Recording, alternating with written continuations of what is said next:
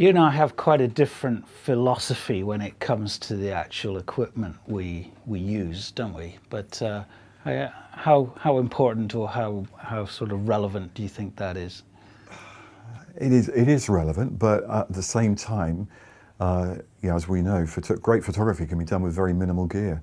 It is really ironic, actually, that I've got tons of gear because I'm a bit like Edward Weston, a great photographer. Is one of my favourite quotes of his is that in matters of equipment, I had to have the best. In every other area of my life, I went without, and I relate to that,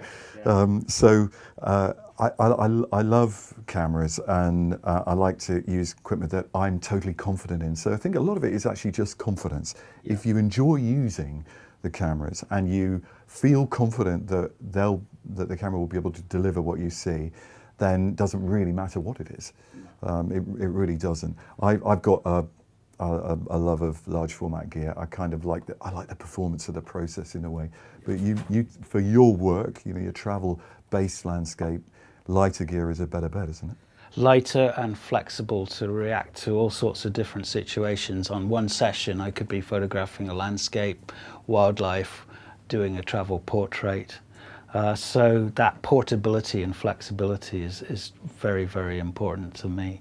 But we've been showing each other some prints, haven't we, just a minute ago, and your fabulous images. It all comes down to the pictures, doesn't it? At the end of the day, the camera is just a tool. In a way, it doesn't matter how big or small the original file. You figure out how to render the light and the tones.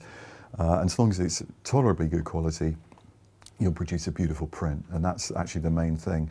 Of course, a better quality file gives you a more immersive experience, and I still think that's true, which is why I like to, if I work with a high resolution camera, I prefer that to a low one.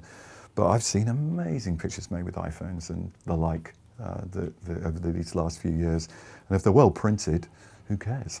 Well, I think certainly some of the technical advances in terms of cameras and lenses over the last few years have enabled us to tackle subjects that we just couldn't have done. For example, in my case, I was showing you that picture of the night sky over Algonquin Park in Canada.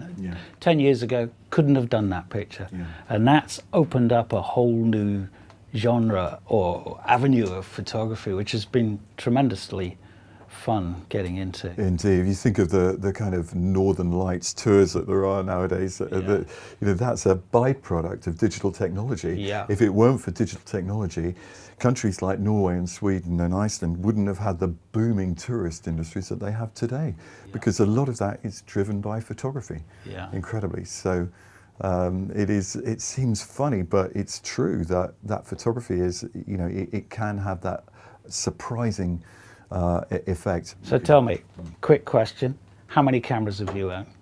Ever? No. Now? I don't know. Oh dear, I couldn't tell you. I have to tell you, I can't remember how many I've got either. I've probably got 3 that I use on a regular basis, yeah. But I'll probably have 15 or 16 in there. Yeah. I think. Scary. Same here, I think. And don't ask about the lenses. Oh. That'd be worse. Cheers. Cheers.